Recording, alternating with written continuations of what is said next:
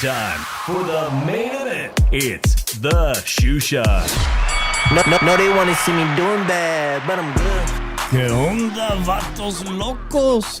Damas y caballeros, it's your boy Dave in the 702 coming back at you for that boxing recap known as the Shoe Shine. Joining me all the way from the city of brotherly love, Philly Irish, Fly Eagles in first place, I may add. Good for y'all. Good for y'all. Drew Evo, ¿qué pasa, homie? Best team in the NFL. Well, I thought I'd give your city a little praise because this week, obviously, shit is unraveling so quickly. I had no idea, like the thumbnail said, that Philadelphia's Boots Ennis would be under the hot seat all of a sudden. We're going to get to that. Obviously, there's two really, really great fight cards this weekend. I'm excited. We had the holidays. We had Thanksgiving. There was some, I mean, if you're a boxing fanatic like you and I are, it was football and family and food and whatnot, at least, you know what I'm saying? But like, there's some really good boxing this month. And, hopefully it's going to, pan out that we'll be looking back at 2024 as a good year in boxing. Maybe even a great year. I know you've had some very strong feelings, Drew. And I think a lot of people agree with your sentiments. People who've been boxing hardcore fans. I, for one, will admit, guys, that the passion is kind of disappearing on my end. I mean, it's not like you've seen me and Drew on YouTube for, close to 3 years now. But before that, Drew and I were still doing the Shoe Shine on different platforms. And it's hard to keep the passion for it, right? I mean, it's hard, right, Drew? As a boxing fan, a real boxing fan. I look at it like this, Dave. Me and you, we talk off air a lot. We talk like every other day and everything. What we can do about the channel and everything. And one of the ideas is we are going to possibly change the name of the channel. It's because we do more than just boxing now. And everything. True. And I think it's better for the channel to actually change its name from boxing to sports or media. Because we do all this extra stuff now. I look at it as in boxing has turned into more of a circus, a form of entertainment, not like a sport. And and you can thank Jake Paul for that. You can do that. We can thank the influencer boxing scene. Well, things have definitely got shaken up, Drew. I remember when we first started covering influencer boxing, it was something we had to make a choice. We're like, fuck, do we talk about it? I mean, it's not really boxing, but now, I guess now it is. Shout out to everybody new joining us in the chat. Don't forget to hit that like button as you come in. Kellen, appreciate you for being here. He says boxing seems silly compared to MMA. Obviously, MMA... not only is MMA, but in fact, Dana White's doing great things in the sport of MMA, and he's, fixing to participate in boxing. He was a boxing coach at one point, and he is fixing to make his entrance into the sport in 2025. We've been talking about that a lot right here. Appreciate you. And everybody new, don't forget to hit that like and consider subscribing. Go ahead, Drew. But I look at it like this. When a legend in this sport, one of the biggest names of all time in this sport, decided to take part of that, it really puts a bullet and puts a nail in the coffin of the sport. This sport to me, is no longer a sport. It's a form of a circus, of an entertainment, and a joke. Now, hopefully, the events that are coming up make this a lot better, but you can. It's not the only reason why they're not. It's not just. That's not the other reason. That's not the main reason. That's one of the main reasons. But the other reason is the fans. The fans, want to say bullshit. They don't understand. And it's like people come on these channels week after week. Some people come on just to try to get under your skin. Because they got nothing better else to fucking do. And don't want to say a fucking point. And it just blends you the fuck out. Like, let's look at the boxing scene on YouTube, Dave. It's not really been strong lately. Other than certain boxing podcasts and everything. Like, I'll be honest, Dave, I don't really watch any other boxing podcasts except for ours and Maestro's. Maestro, shout out to Maestro. Yeah, continuously doing great stuff. Make sure you guys go check him out on YouTube. Audio. Oh, yeah, how'd that go? All right, well, I want to talk about, we're going to get to, he brought up Schofield versus Shakur Stevenson. A lot of you guys in the chat know, if you've been following the show in the past few weeks, that somehow we've become friends with Floyd Schofield's mother. Me, my wife, and Fonzie. You guys may frequently see Fonzie in the chat here. Somehow we've become friends with Floyd's mom, Schofield's mom, and we were there the night that she was, they were literally putting up Shakur Stevenson's tweets as he was live fighting, and we built a rapport, and we're supposed to hang out with her the next time she comes to Vegas. I don't know how, so I'll be getting on the phone to talk about that fight real soon, Drew.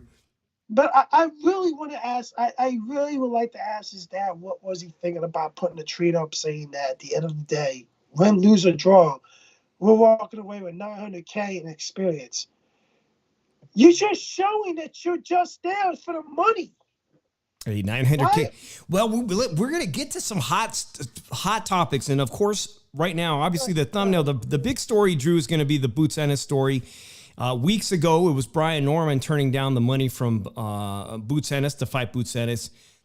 There's a lot of talk about that going on, but I want to start off the show by saying thank you, y'all, because those that have been supporting the Shoe Shine, because as I understand, and there are some people here from Phoenix. There's a big fight in Phoenix this Saturday night. But as I understand, the end of the world is tomorrow, Drew. And so this may very well be the last Shoe Shine. The end of the world. You know what, Dave? If this is the end of the world, please take me now, God. I beg you to take me fucking now. Is it God or the little gray aliens? Because you used to work at the airport, and all I'm hearing is that aliens are set to invade the U.S. tomorrow. Not the U.S., the world tomorrow, and there's going to be a war in the sky amongst all the groups of gray aliens and whatnot, and it's happening out of all the airports that we're seeing. This is supposed to be the end of the world. This thing predicted. This chatbot predicted that Donald Trump would be the president, that Donald Trump would talk to Joe Rogan, and that tomorrow is the beginning of the end of the world. So it's been nice.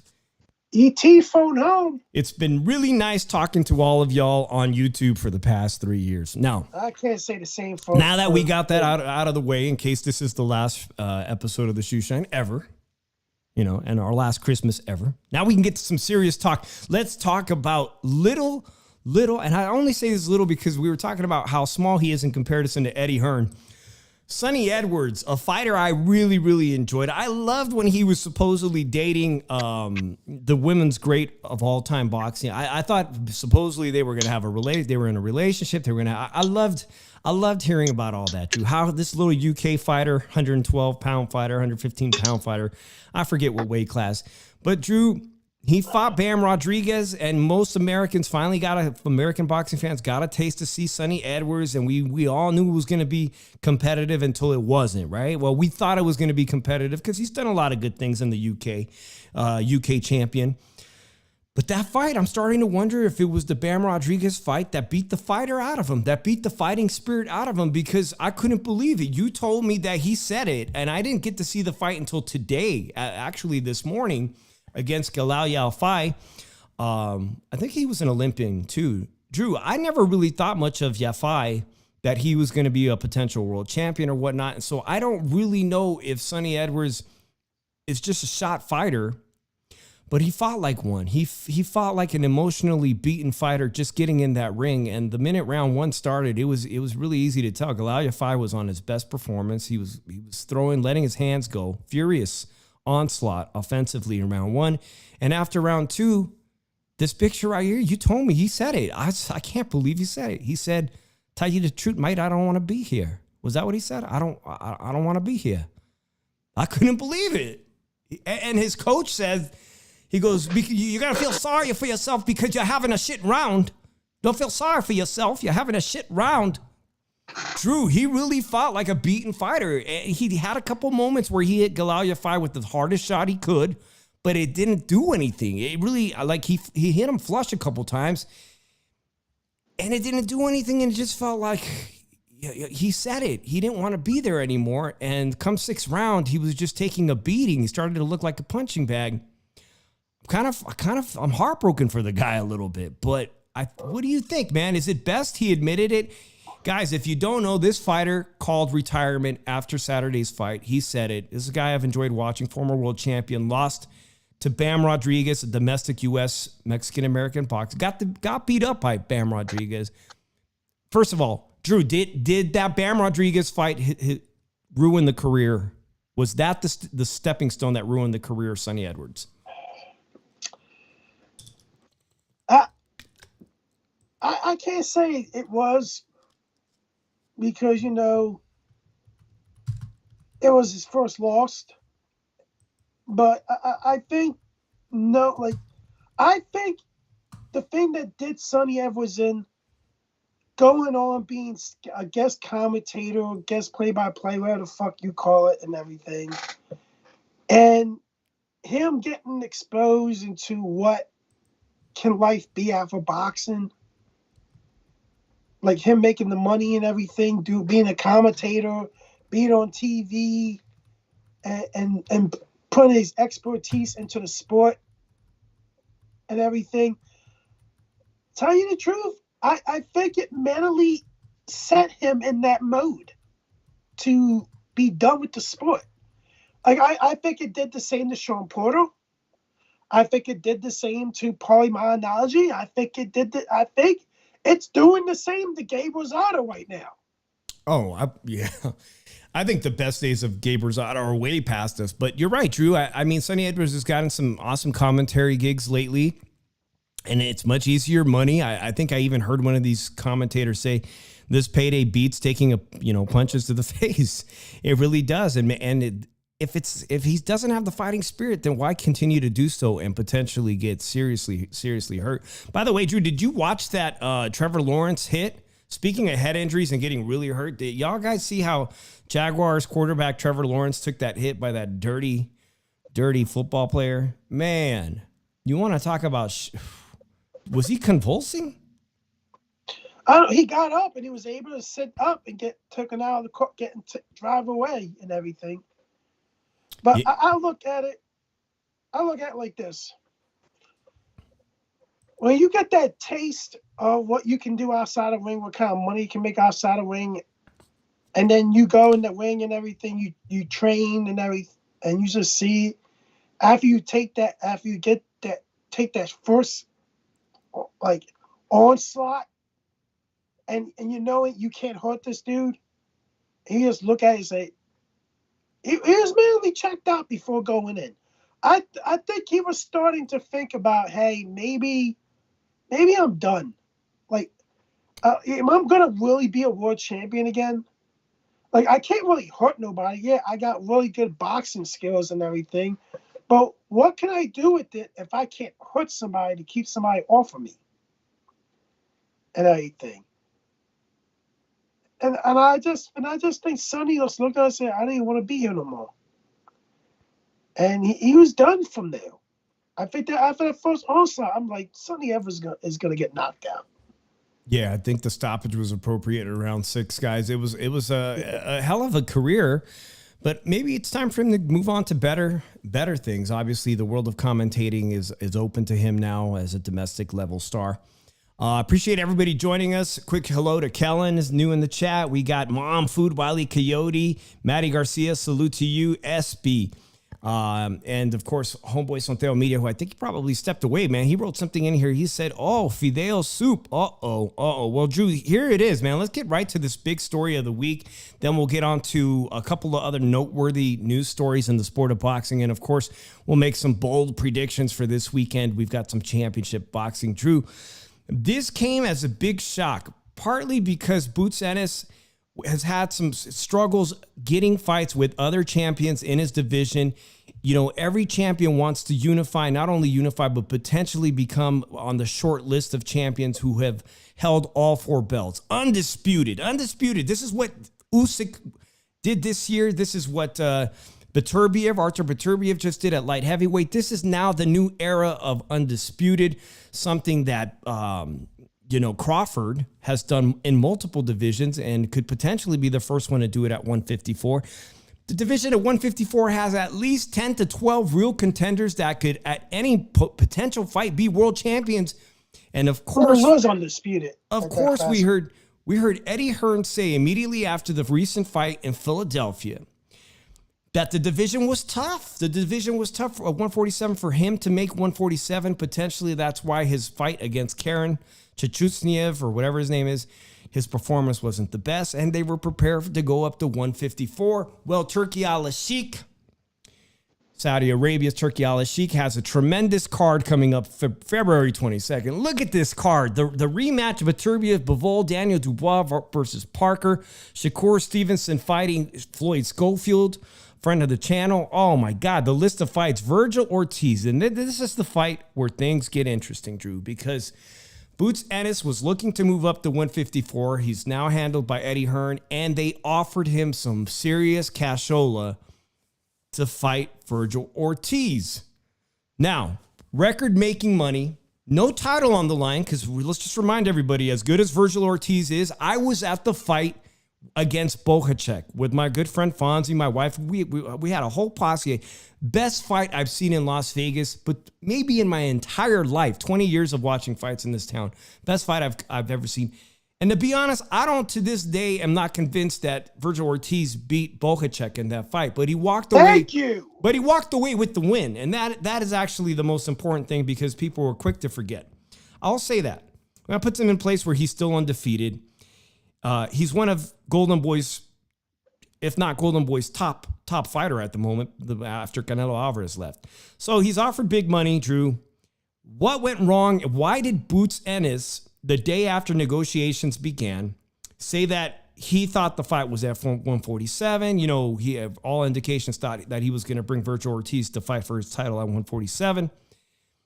That seemed kind of shady because how would Eddie Hearn not pick up the phone and say, mate, we got the biggest fight of your career.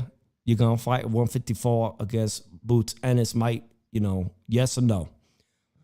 You know that phone call took place. We know we have to presume that phone call took place like any good manager would call their client immediately and say, got some life-changing money. Now, in Boots' defense to start this off, he tried to unify with Brian Norman weeks ago. Brian Norman, 147-pound fighter coming off the best performance of his life, beating the shit out of Santillan and then winning a title via vacancy, right? Because Crawford vacated the title. He became full champion from interim champion to full champion, much like Boots Ennis, much like Mario Barrios, all elevated to world champions because Crawford left the division. Elevated the world champion. Now, shout out to Nando. Why? I'm trying to get your opinion of someone from Philadelphia. Did his team turn down this fight, and now the memes are out? Now it's too late. Now it's too late. The internet has responded. Now we got this. Possibly the best champion at 147, possibly because he can't get Mario Barrios or Brian Norman to agree to fight him. We will never know. It's now considered being called a coward, duck. You know, and people were either on one side of the fence. We're trying to explain. I heard Chris Algieri say the fight didn't make sense. You know, hey, he's just getting. I actually said this in prior episodes of this show. I said, well, listen, Virgil Ortiz moved up to 154. I saw him fight in January. That fight, Santiago Mito was at that fight with me. He fought at 156 because he was still having problems making weight at 154. Second fight, also fights at 156 against another nobody. He fought two nobodies in his debut at 154. Then he finally fights Bohacek. I'm at that fight, and it was a fucking war. It was a great fight for fight fans. Did he win that fight? Not entirely convinced. No, I'm not entirely convinced. His first legit fight at 154, it could have been a draw. Could have been a draw. Could have gone either way, to be honest. Why on earth was Boots Ennis not willing to take that risk? Now, I hear some shit. Oh, I'd have to relinquish my title. I know the IBF are some motherfuckers. Excuse my language. But this weekend, we have Navarrete, who did not have to give up his title, who moved up to 135 to fight Baranchek at 135 for that guy's title. Convincingly lose, come back down, and he's going to defend his 130-pound strap. That is a scenario that's entirely plausible that Boots Ennis could have tested the waters. Is it simply because he was afraid of losing to Virgil Ortiz that he didn't take the cash? What? Let's hear it in the chat, guys. This is your opportunity now. What could be the reason why he turned down this big money? But there's also, you forgot one thing, Dave. Ennis did go on Twitter, said that my people negotiate behind my back. So how true that is, I don't know. But he said he was going to go out there and address his future, whether he's going to stay at 147 or go to 154. But this is where you play devil's advocate.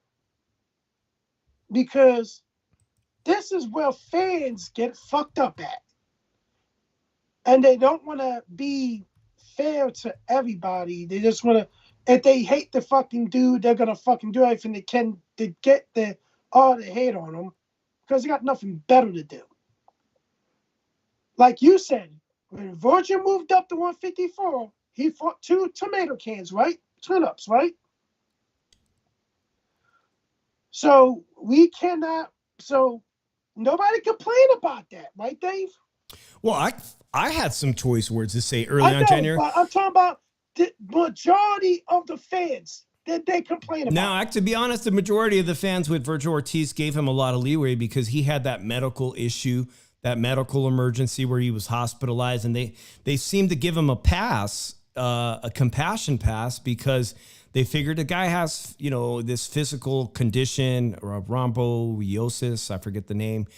And so they gave him a pass. They're like, oh, well, Virgil needs to acclimate to the weight. But in this situation, they're like, nah, there's no acclimation. In 3 months, you got to be ready to fight. That's the other thing. If you're not willing to give the other dude acclimation to get acclimated to the weight, you shouldn't bitch about him either trying to get acclimated to the weight. And we can say, Virgil got over that thing. But he chose to get back in the box, in the ring, right, Dave? Am I correct? He chose to get back into the ring.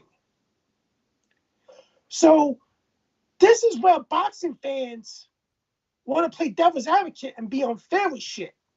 Because they hate the motherfucker so much, they're going to use their right to hate on him more. Oh, he's a duck. And everything. And this is why I think the boxing fan is the one who, maybe this is why boxing's in the state it's in right now. Because they're so fucking stupid. They don't know fucking shit. And that's what makes me sick about it. And to tell you the truth, it's a goddamn shame. They want to keep giving certain people passes. But here's the thing. Virgil Ortiz fought two tomato cans at 154 before taking a big fight. You guys shouldn't have a problem with Boots Ennis if he moves up to take two tune-ups to fight a big fight. Just as long as he fights a big fight in his third or fourth fight. And if you can't do that, you need to shut the fuck up and don't say another word in boxing. Don't type another word in chat. Because you don't know shit. I'll fucking mute you right now. You don't need to be fucking talking boxing. Because you can't be fair on an unbiased view. You want a dick ride? You want to be a blowhard? Be my fucking guest. but you're not going to do it on my fucking watch. Because we're going to give people the fair opportunity. We fucking, tell you the truth, I fucking didn't say shit about the Virgil Ortiz fighting 2 tomato cans at 154. I didn't say that shit. I gave him the fucking pass because of that shit. And I'm going to give that dude, Bruce Ennis, the fucking pass too if he does it too. And if you can call me a fanboy all you want, but at the end of the fucking day, you know it's goddamn fucking true, and that's the right fucking move to do. And if you don't want to do it because you hate the fucking do so much, don't fucking talk in chat. Don't fucking talk boxing because you don't know shit about boxing because you can't speak from unbiased view, and you can go suck a fucking dick. Now, I'm not being serious, Dave. Like, seriously. People want to fucking say shit, but don't want to fucking say facts and everything. All right, you Drew, don't want to have somebody. Sorry, Drew, go ahead. No, you don't want to have somebody chase undisputed. He tried to make those fights with those guys at 147. And then when Blind Norman, and I had to listen to some fucking douchebag blowhard fucking bitch and say, oh, Boots duck Brian Norman. How the fuck did he duck Brian Norman when Brian Norman turned down $1.7 million? When he made $290K knocking out Giovanni Santini in the fight before. Who the fuck is Brian Norman to get that fucking money? Who the fuck? Nobody knew who the fuck Brian Norman is. And then the motherfucker had a fucking nerve to fucking say shit to me about it. And I told him like this: you're wrong, and you act like a 13-year-old brat when you're fucking wrong, and you act like a fucking blowhard. And you need to shut the fuck up because you don't know what the fuck you're talking about. At the end of the fucking day, if this dude comes up and says, I want to move to 154, and I want to get acclimated to the division, nobody shouldn't say shit because it ain't say shit about Virgil Ortiz. And I'm going to tell you this right now. Nobody wanted to say shit when everybody talked about he needs to fight Bobacek again, and Oscar didn't want no part of that fucking fight. You want to know why he didn't want no part of that fight? Because they knew he fucking lost the fucking fight. Well, it's interesting you say that because there was a serious a reason for those two to get back in a rematch as soon as possible. Just like this, with the exception of there was no title, which is probably why Bobacek, moved on to agree to fight Madrimov. Now, this storyline, we can't just wrap up the storyline because so many people have gotten involved in the storyline, including young Xander Zayas, Top Rank's top contender. Now I would say contender because he's ranked in the top 10 at 154 amongst multiple sanctioning bodies. But Xander Zayas, as soon as he found out that the Boots Ennis conversation was over, absolutely jumped with his management team for an opportunity. He said, they gave me an hour to say yes. I said yes in 1 minute. Now, I ended up hearing from Virgil Ortiz Sr.'s account, actually they got into it. Xander Zayas respectfully got into it with Virgil Ortiz on social media, on Twitter. And at the end of the day, I ended up hearing the response from Virgil Ortiz Sr., which was, hey, no disrespect to you, young man, but they gave us the same opportunity to do like 4 or 5 other fighters. And you were this is a fucking insult. You were at the bottom of the list as far as, I don't know what he meant to say by that. I'm only speculating. You were at the bottom of the list of possible opponents. So, step aside, young man. Good luck to you. Best of all, thank you for saying yes within a minute.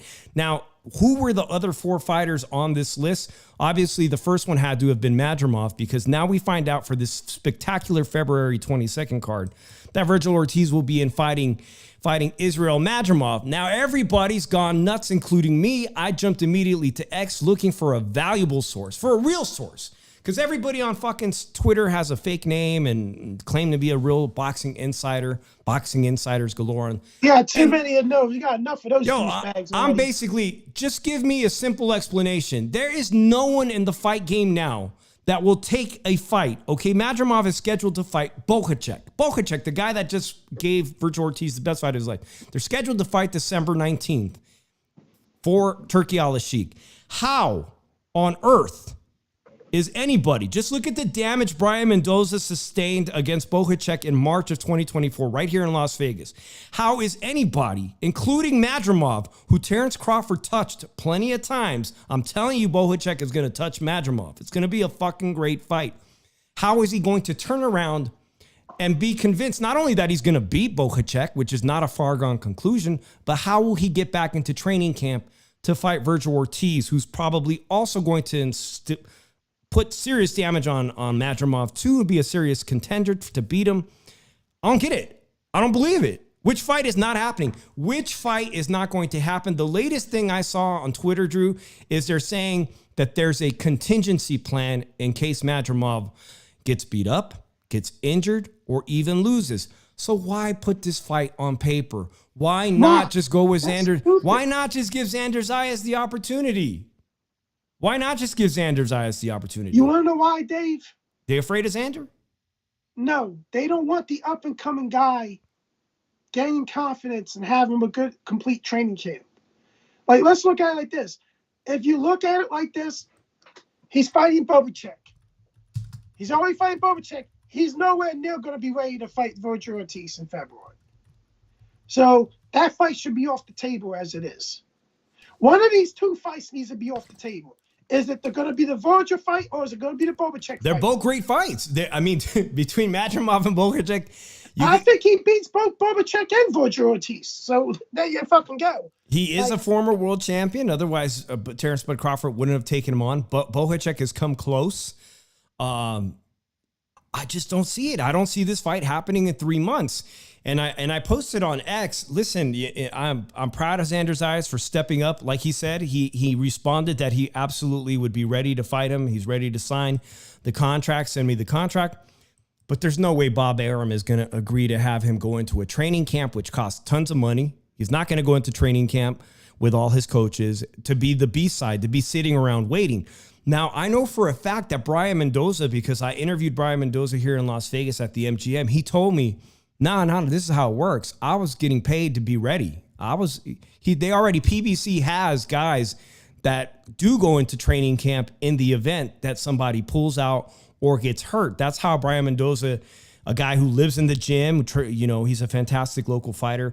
He's always ready to fight. He stepped in and said, I'll fight Bohacek. But look how that panned out. If you're not ready to fight Bohacek, I don't even think Virgil Ortiz was ready for what Bohacek was going to deliver. So, guys, let me know in the chat. Who do you think, what is going to happen? Is the December fight with Bohacek versus Madrimov, is that going to be called off? Are they going to go ahead?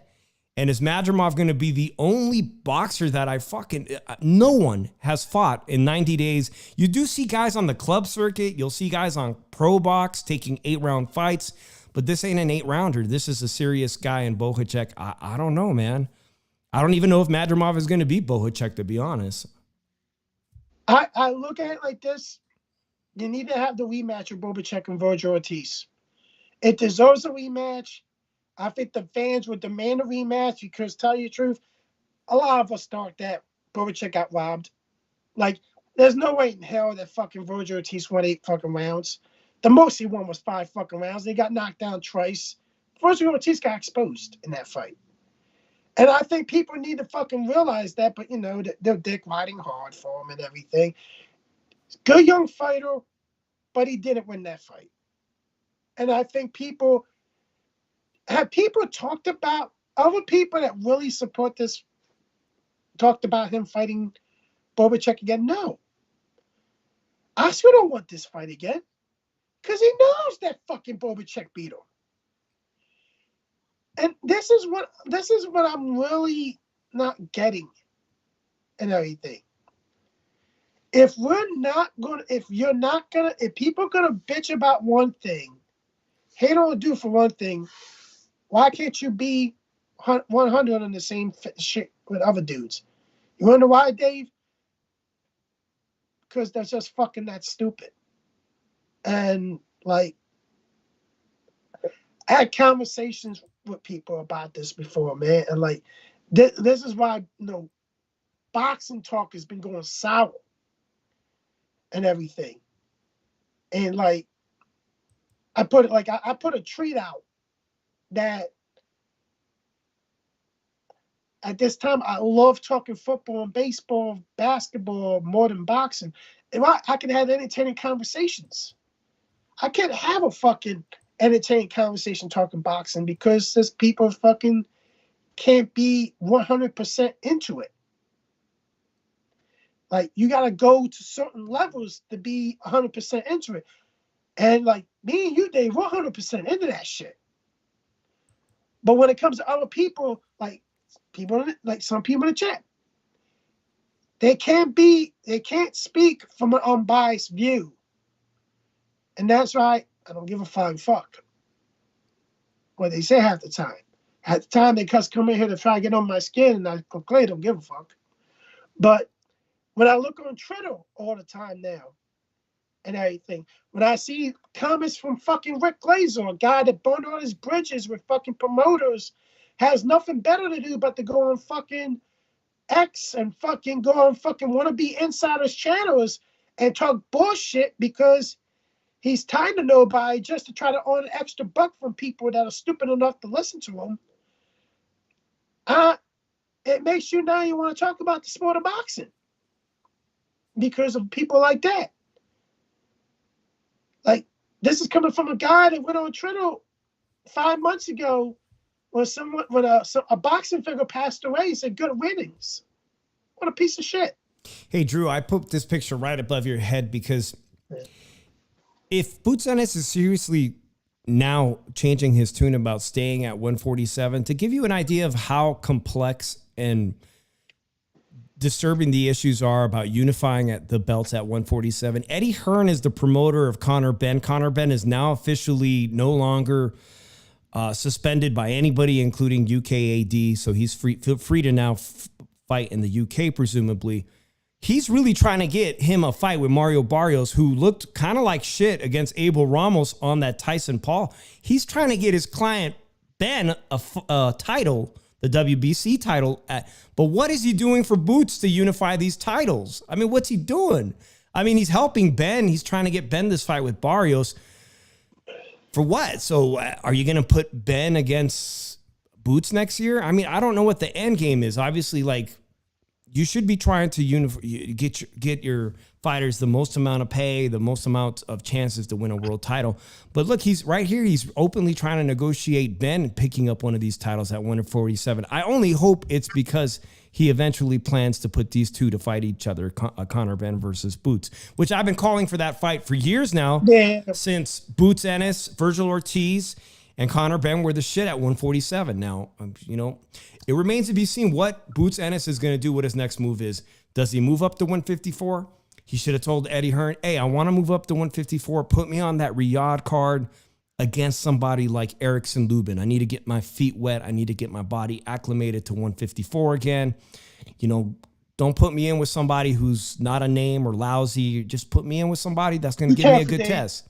Be careful, Dave. We don't want you to get accused of being talking because people don't think we should be against him fighting somebody to get acclimated. And well, probably people are going to accuse me of being a fence rider here because I'm going to try to keep the same energy for Floyd Schofield. But Floyd Schofield, when we talk about jumping up in levels, he absolutely is going for it. He said he wanted this opportunity. He talked to his parents. He talked to everybody. He's like, he really truly believes in himself that he was ready to beat Shakur Stevenson, someone who has absolutely gone through all the divisions and has been pretty much untouchable.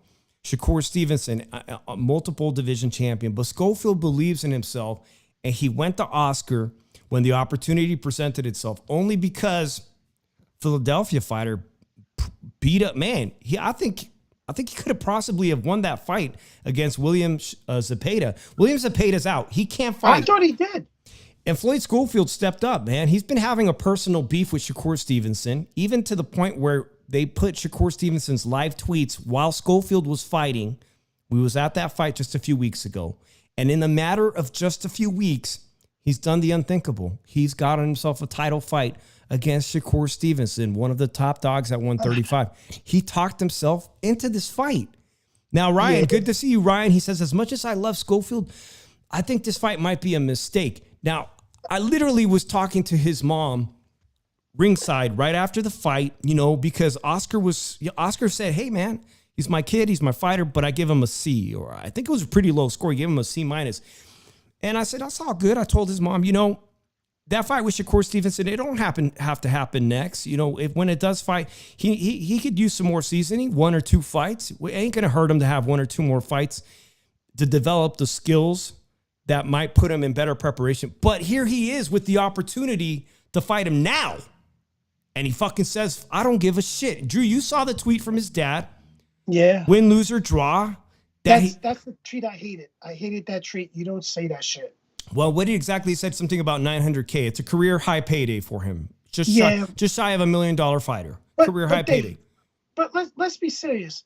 That with that attitude, you're coming in there. You're not even trying. Coming in there, not even trying to win the fight. There's got to be that. I don't like that attitude. Like you go in there, you're going in there to win the fight. But here's my view on the fight, Dave.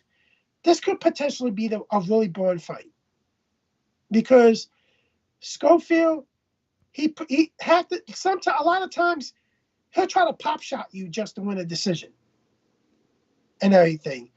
Shakur does not want to engage. The one main weakness of Shakur Stevenson you can really explore is he's not good fighting off the back foot. And he's not good against a southpaw. And I think Schofield, in order for him to make this a fight, he needs to be the aggressor. He needs to force Shakur to fight off his back foot more, and he needs to cut the wing off and let his hands go. Yeah, which he did. He did that very well against that Mexican fighter, and he ended up taking a lot of punishment, including getting a flash knockdown in the later rounds. Fighting that Mexican type fighter, which was a great preparation for his career, a come forward fighter. The Mexican guy was a come forward fighter. Bringing the fight to Floyd Schofield, he really didn't learn anything that's going to help him in that Shakur Stevenson fight, because Shakur Stevenson is a guy that fights, like you said, defensively. He has some of the best plus minus averages in the sport of boxing. He's a guy that embarrasses you because you miss. He makes guys miss all night. Now, Ryan, I'm curious because you say that he's making a mistake in this fight potentially, but I'm really thinking of the upside of recent fighters under Oscar De La Hoya, including Ryan Garcia, who Ryan Garcia literally begged for that fight against Gervonta Tank Davis, right? And he got embarrassed in that fight.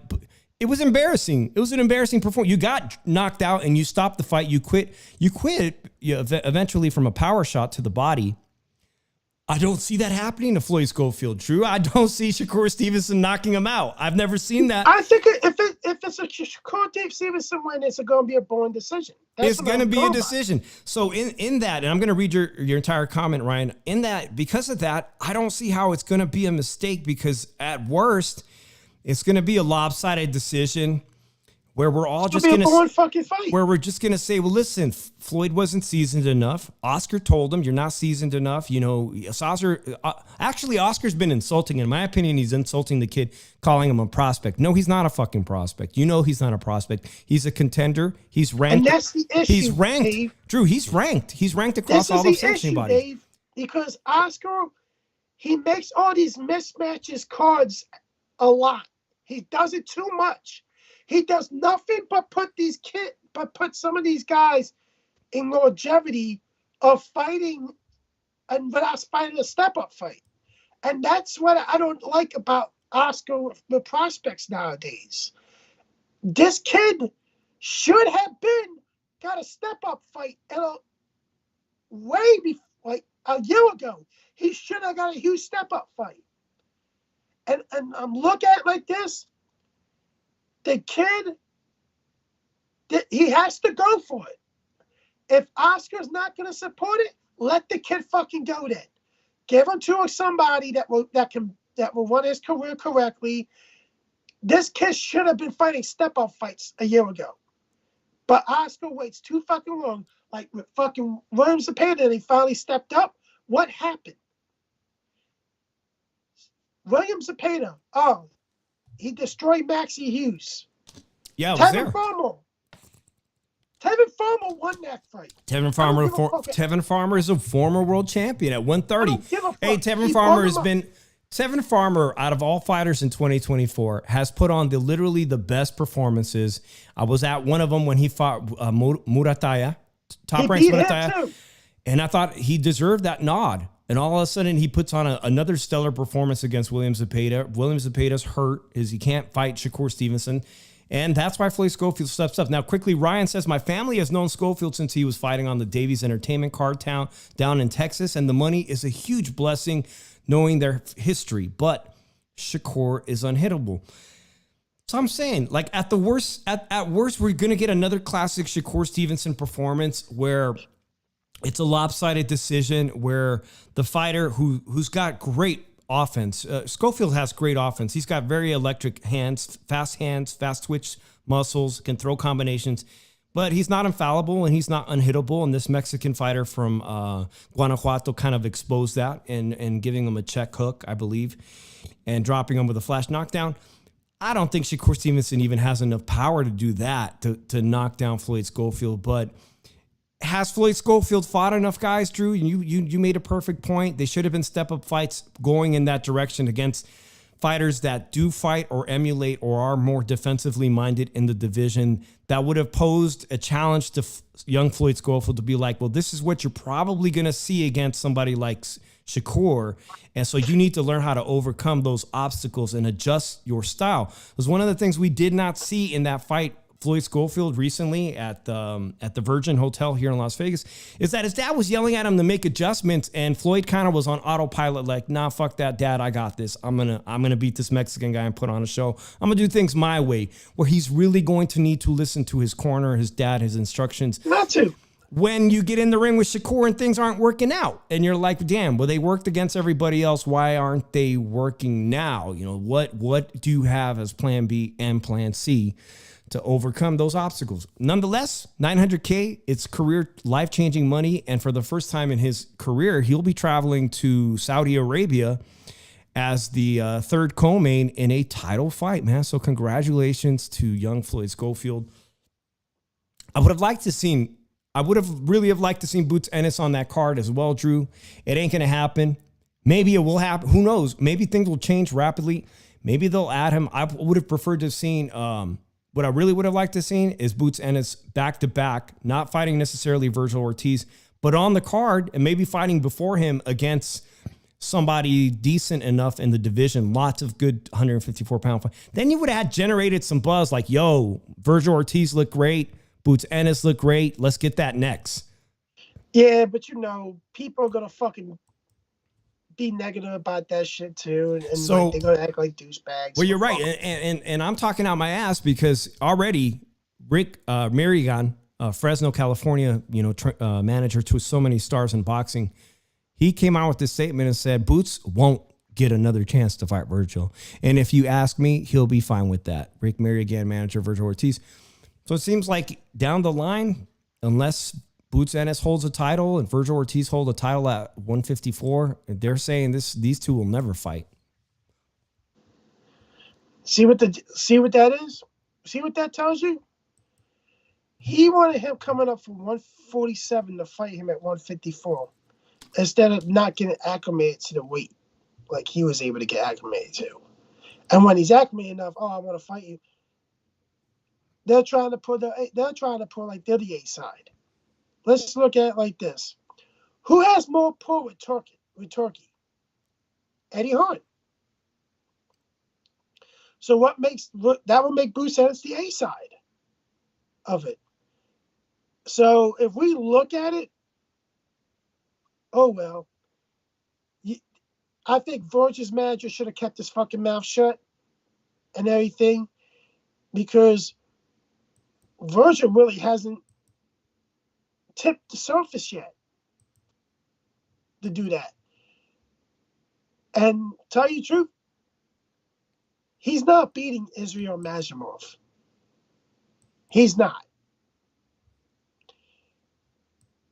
Anybody thinks he is, good luck to you trying to tell me how he beats Mazhimov. Because the number 1 and 2 in that division is Terence Crawford and Mazhimov. And his ultimate goal is to probably face Terrence Crawford, to get a one-sided beatdown from Terrence Crawford.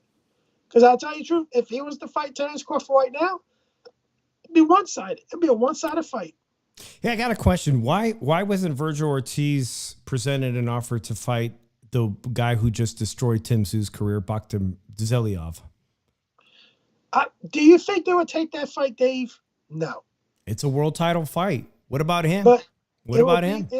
It would be too much of a risk. Santino, if you're in chat, we need you to talk. Since you're close to the camp and everything, you put your little opinion up here and everything. Now, if he comes up, I'll fucking ask him the question and everything. But I don't think they take that fight, Dave. Yeah, it's a dangerous fight. I just want to remind everybody that there's still another Eastern European fighter at 154 who literally set, Tim Tszyu so far back in his career. It was a life-changing fight for Tim Tszyu and that fighter that was severely underestimated. And yet, nobody's talking about when will we see him back in the ring. Why isn't he on this card? He does hold one piece of the pie at 154, and he's equally as dangerous as anybody that we've brought up. All right, man, it's time to talk about this weekend. The rematch of Navarrete versus Oscar Valdez. Is this the end of either of these guys' career? And, of course, the co-main is an electrifying rematch as well of the tallest featherweight I've ever seen in my life, Espinoza of Mexico versus the Cuban gold medalist Ramirez. That fight was so good, Drew, that Espinoza had to rally back in the 12th round to beat the Cuban Ramirez and take him his championship. This is a fantastic card. By the way, also heavyweight from Fresno. What's his name? Richard Torres is on this. There's Landolfo Delgado will be fighting Marinez. Marinez is a guy that once fought Raleigh Romero, and I thought should have got the nod. There's some really good fights on this. Not only that, shout out to you, Fonzie. What happened to you this weekend? Shout out to Fonzie. Lots of people headed to this event in Phoenix, Arizona. So shout out to everybody in Phoenix. Navarrete versus Valdez, too. Let's just talk quickly about the main event, Drew. Navarrete moved up to do the unthinkable to try to become a 4-division Mexican world champion, like so many former great Mexican champions, including Canelo Alvarez. Was Canelo a 4-time champion? I mean, all the greatest Mexican fighters have been 4-division champions. Navarrete tried to do it. He moves up. He fights Baranchek, a Ukrainian member of the Olympic team that also had Vasily Lomachenko. And he got embarrassed. Like we've seen it. We've seen him fade at 126. Navarrete's career was starting to fade at 126. He was barely edging those fights. He moves up to 130, and he almost loses to an unknown Australian fighter, gets dropped embarrassingly, but comes back to beat him. Right? I don't think he's committed. What's that? I don't think Navarrete's committed enough. Well, he moves up to 135 thinking he was going to have easy work there. But to be honest, he looked flabby, slow. Everything that was great about Navarrete was absolutely gone at 135.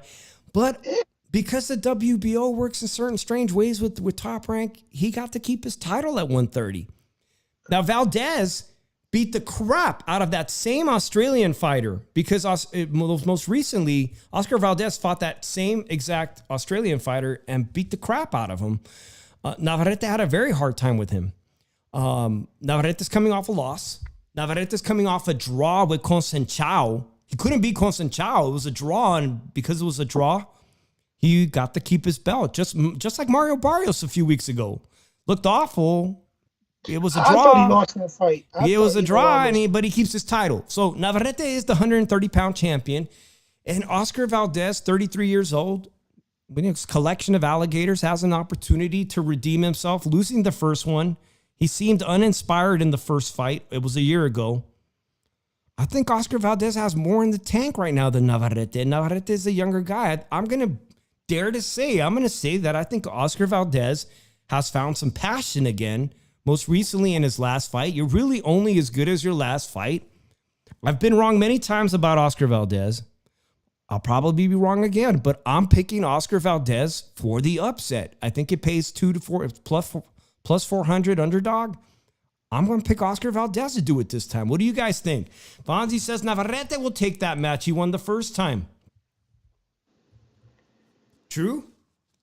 I'm picking Oscar Valdez by knockout. Damn. I think he's going to knock out Navarrete. I think look at it like this. This is a crossroads fight for both men. I'm calling right now. And I think Oscar Valdez will get the KO. Because Navarrete is not committed anymore. He's like really not that committed. And moving up, and then moving back down in weight and everything. I think Oscar Valdez is going to knock him out. Yeah, Gail Falkenthal for NY Fights, she frequently sees Navarrete training in San Diego, and I know we've got some good people in here from San Diego. And it's no secret that Navarrete has a difficult time making weight, Drew. He's not like... He's like a lot of Mexicans that like to eat, man. We like to eat, and that doesn't work with being a top-level athlete. Sometimes you just want to eat tacos and burritos at whenever the fuck you feel like it. And sometimes he has difficulty making weight. I'm really going to be concerned to see on Friday, how easily he makes 130, what the condition of his midsection is. But I'm going to call an upset on this one. I don't know why I'm feeling it. I've had this feeling before. I think I even picked Oscar Valdez like a pendejo against Shakur Stevenson, and obviously that was a dumb call. But yeah, I'm feeling him in this one. Let me know what you guys think. Put it up. I see Fonzie picking Navarrete. The co-main. I mean, man, Espinoza, he said he's ready to move up to 132. Raymond Ford had a title at 126 briefly, moved up to 130. I think he looked great in his most recent fight at 130.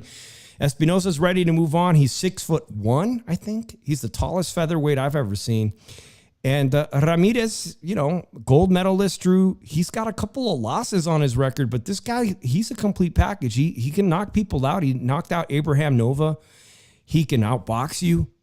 Sometimes just like young Floyd Schofield, sometimes he gets into fights he shouldn't be. He should be winning by boxing.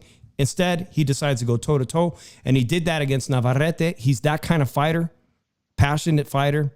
This one's difficult to call, Drew, but I think the tall guy wins this one too. I think he wins the rematch. Yeah, I'm going Espinosa again to defend his title. I just don't. Ramirez, you can see flaws in him. And it's just, he's going to, if it gets to the later rounds and Espinosa, if it looks like he's up by a couple rounds, you're going to see Ramirez take those risks, and it's not going to work out. Ramirez lost his first pro fight. Lomachenko lost his second career fight. Now, I know that I'm going to be very excited coming up next year in Las Vegas when David Morrell takes on David Benavidez. But I think David Morrell is the kind of Cuban fighter that could end up having a career trajectory like Ramirez here, this smaller Cuban fighter, that even if David Morrell probably could outbox David Benavidez, he's going to be too tempted to fight in the trenches. And he could end up losing fights like that against those type of guys. See that comment? Nah. I think you should read your comment. Fonzie says, Shushan, if Navarrete loses this match, I'll buy your ticket for the Benavidez match. That's a good one. We haven't got tickets. I hear the prices for that fight. And I was just talking about David Morrell versus David Benavidez. I hear the prices are lowering. One of the fights on that has me a little. I'm glad Jesus Ramos Jr. is back on that card, but he's taking on Jason Rosario. Drew. Jason Rosario moved up to 160. He was on Pro Box. Kind of looked like shit. And I'm like, man, these PBC, sometimes they just don't put them, like, they just don't match them up against, like, with people that are going to advance your career. This was a perfect opportunity for Jesus, that if Jesus hadn't been contracted to fight on that card, they've already announced him to fight on that card, he could have put his name up like Xander Zayas. He could have been like, yo, right here, I'm ready for you, Virgil. I'm ready. Arizona versus Texas. I'm ready. Banana Rosario. Yeah, I mean, if Jesus hadn't been contracted to fight, to me, it's like taking a step back almost. Xander Zayas recently fought Teixeira, who was also a former champion at 154. Teixeira looked washed, and he beat the crap out of Teixeira. And, I mean, I expect Jesus Ramos not to have a hard time against Jason Rosario. Those guys are all from the same previous generation. It's not a step forward in your career. And I just don't. I also don't like the way Top Rank does it. I think Top Rank waits too long in stepping some of the guys up. Yeah, those two guys, both of those guys, Anders Zayas and Jesus Ramos Jr. for 2025, they are ready. They're ready to go to the next level and be in the conversation with these top 5, 6 guys. You know what I mean? They got to now. They got to. Especially with Tim Tszyu, how Tim Tszyu was, I mean, we could use the word exposed. We all went from feeling, a lot of people felt Tim Tszyu was the guy at 154. Maybe he would even clean out the division. Maybe he would beat Terrence Crawford. And in two fights, now he's at the bottom of the pack. We're thinking, is his career, will he ever be back on top at his career? So you wait for these guys too long, like you said, and there's missed opportunities. Hey, shout out to Floyd Schofield. Like I said, shout out to Floyd, man. He jumped on it, whether he wins or loses. I think you look at it, and I think like they really wait too long to have their guys step up. And let's just like Jared Anderson for a change. You should have had somebody in place before Charles Martin.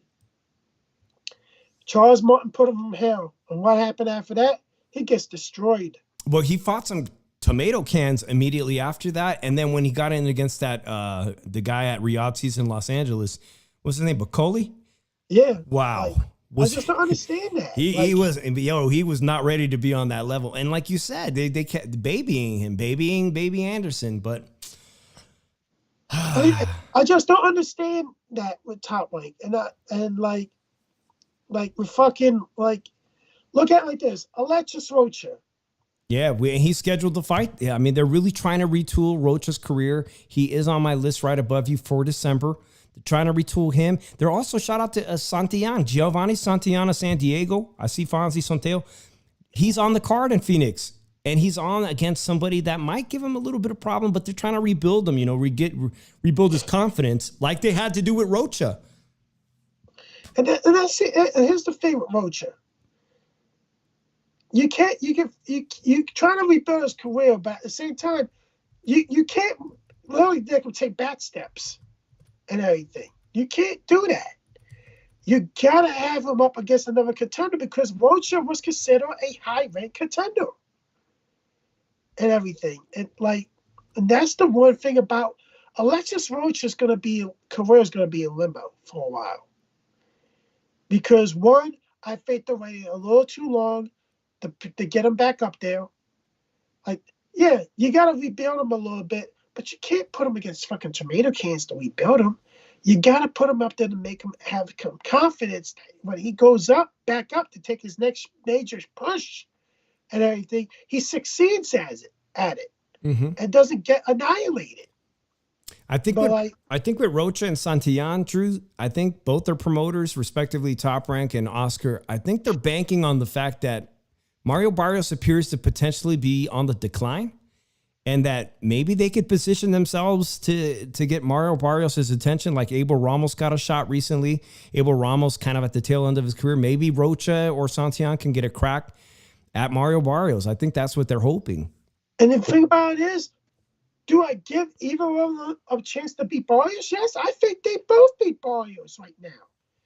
I think they can both beat Mario Barrios. Because they'll bang harder than Barrios. Because Barrios ain't going to be able to take it after a certain amount of times because he's been through it too much already. And now, the next, Power versus Hitchin, that's a good fucking fight. Tell me why you think it's a good fight. It's the last fight. It's the last topic we're going to talk about this weekend. Hitchens was in this fight against the Argentinian guy. The Argentinian guy gave him hell right here in Las Vegas at the Fontainebleau. Some people think Hitchens didn't even deserve to win that fight. And that exact fighter just recently fought, right? The Argentinian guy got annihilated in 2 rounds. He dropped back down to 140 to 135, right? Who did he just fight, guys? Hitchens just fought an Argentinian guy, and that guy got embarrassed with the quickness. It was over and nothing. What was that fight? Remember that Argentinian guy's name? He came in overweight. He came on the scale 6 pounds overweight. I remember I was telling you guys I got into it with another content creator. I was not excusing him coming in overweight. Nonetheless, dude, Hitchens looked like shit, and he's got himself a world title opportunity because of Eddie, because of Matchroom. He's got himself a world title opportunity. Paro just did the unthinkable and beat the Puerto Rican guy for his title. Nobody thought that was going to happen. And did it in Puerto Rico. In his backyard. Paro reminds me of the same type of fighter that Catterall is. A very basic looking southpaw that does everything pretty good. And because he doesn't look spectacular, but he didn't have to against a Puerto Rican fighter in Subriel Matias. But here's the thing, because if you compare the two, he doesn't have a gas tank issue like Catterall does. Paro? Yeah, I think he has an excellent gas tank. But like I look at it like this. Paro wins that fight, by the way. All right. Well, we both got that off our chest. Paro's winning against Hitchens. Yeah, but like I look at this as if we're gonna look at who can we match, like these guys, like these promoters gotta do better with how they're bringing up their people. When knowing when they gotta step up. You can't have them at fucking 28-0 or 25-0 without a step-up fight. You just can't do that. Now, if we look at it, let's look at it like this.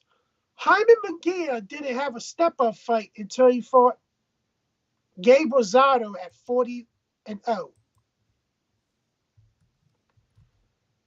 And you tell you the truth, if Jaime would have been challenged early on in his career, he would have probably had a better chance. And if he would have succeeded at that challenge, he probably would have had a better chance at beating Canelo Alvarez.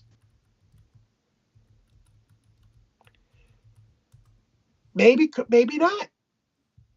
It could have done wonders for his career to have that experience under his belt before fighting Canelo Alvarez. He got that step up against Canelo Alvarez. And Canelo Alvarez played with him. Could have stopped him probably anytime he wanted past round 5. But I look at it like this. If you really want to challenge these guys to find out where you're going to be at, like a Richard Torres, he's 11-0 now, 11 knockouts. My opinion, probably not the only guy that thinks it, he shouldn't be fighting at a heavyweight. He should be fighting as a cruiserweight. The dude would be a champion at a cruiserweight. His size suits cruiserweight more. Then you can move up to heavyweight. Richard Torres would be a cruiserweight champion or contending for one right now. I could see him beating Zoto Barreras. I really think Top Rank is doing injustice to Richard Torres. Yeah, he's definitely on the smaller end, and I don't think the guy he's fighting is going to be anybody of noteworthy. I know Fonzie619 said, can you tell me a little bit about the guy that Jaime Munguia is fighting? And to be honest, man, I'll be honest with you, I haven't checked him out, what he brings to the table, other than that Jaime Munguia is going to be having a showcase essentially in December, but basically, in my opinion, an easy fight in his homecoming for the Tijuana audience. He's going to finally be fighting in Tijuana with Eric Morales in a stadium just for him. And, you know, it's to show him off. You know, he just had a hard fight. So that's it. That's another thing. You like, Santino, I know you got to agree with me. You got to agree with me on this one. Why is he fighting another fucking tomato can? Wow. I didn't know that. After fighting fucking Canelo Alvarez. This dude is a contender at super middleweight. Why the fuck is he not trying to? Oscar's not trying to make a fight with a Billy fucking William Scar. Come on, Santino. We all know he beats the shit out of William Scar. He said he agrees with you. It's a stay busy fight. Drew, you nailed it. Hey, I hear William Skull's going to be forced to rematch. I hear the fight was so competitive that nobody thought William Skull won, that they're going to force a rematch.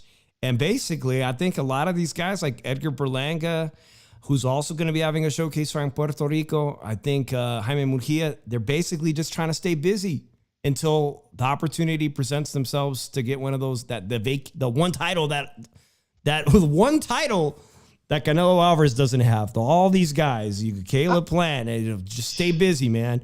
Let me fight McCombie in the meantime. Give me somebody I could beat. Let him fight fucking Billy. Why can't we not see Christian and Billy versus Jaime Munguia? I'll tell you why. It's this exact same. Going back to what the show was about. Boots Ennis and Virgil Ortiz, they probably really don't want to fight each other because there's no title on the line. It's just too fucking hard work. Too much hard work. For what? There's no title on the line. But everything, sometimes careful what you wish for, because to be honest, Bohacek wasn't an easy fight for Virgil Ortiz. And I don't think Christian and Billy versus Jaime Munguia is an easy fight for either of those guys. Yeah, and Billy versus Munguia is a great fight with zero title on the lines. And that's one of the problems that's plaguing the sport of boxing, Drew. One of the reasons you're so frustrated, one of the reasons a lot of us are frustrated is guys won't take great fights unless there's a title or a record payday unless there's a record payday or a title. It's like they don't want to risk the risk losing a fight. They just don't want to risk it. Either they don't want to give up their O or they don't want to take another loss on their record. I don't know. I look at it like this. Let's look at it like this. The objective is to secure a fight with Canelo Alvarez. If he's going to step 168, that's your objective, to secure a fight with Canelo Alvarez. Wonder how you do that? You beat the rest of those motherfuckers in that division that are trying to do the same thing as you. And the one thing is, one of these motherfuckers should have positioned themselves in the fight in William Skull, because William Skull looks like shit. And he's the fucking weakest link. Ain't got a title. And you get a fucking title. The bad thing is, you might have to fight in fucking Germany. That's the only downside. Unless you be a dominant A side and say, no, we're gonna give you American television over here. You come the fuck over here. But other than that, you don't do that.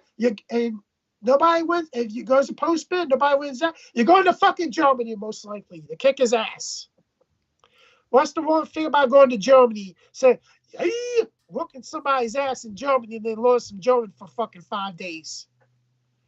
Drew, great point you bring about being a road warrior. Sometimes you just got to go on the road, and I know nobody in the sport of boxing is a better example than Usyk. And look at this payday. Look at this career high payday. Usyk literally fought all his title. Didn't he fight his entire career on the fucking road? Yeah. And look at this career payday, $114 million. He is finally being rewarded for being a boss, going on the road and taking his shit anywhere. I'll take it anywhere.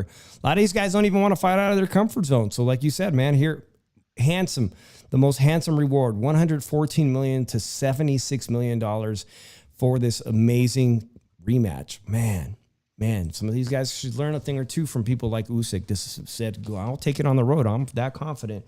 Hey, man, it's been an awesome Shoe Shine episode. I hope you guys all enjoyed it. Drew and I will be back this week, hopefully, for some football talk as we're approaching, before we know it, the playoffs are upon us, man. We're going to talk about playoff picture scenarios. Oh, I'm excited for it, man. Drew, so I know you had stuff to do last Wednesday. Oh, I whooped the shit out of Johnny Savage's predictions. I got everything right Wednesday and Friday, so I had a hot start on that. So I'm looking forward to doing Tailgate Talk with you, and hopefully you guys will all come back and join us. I appreciate if you didn't hit that like button, make sure you do that on your way out. Drop us a comment. We'd appreciate that. Drew, your final thoughts? Yeah, don't ever have Johnny come on the show again. Oh, now he's going to want to come on. I hope you guys enjoyed it. Make sure you guys tune in for Tailgate Talk this Wednesday. We'll see who comes on. I'd rather have fucking Lukey come on fucking Tailgate Talk than fucking Johnny Savage. There you have it. All right, guys. We'll see you guys next Monday on the Shoe Shine and this Wednesday for Tailgate Talk. Drew, peace out, everybody.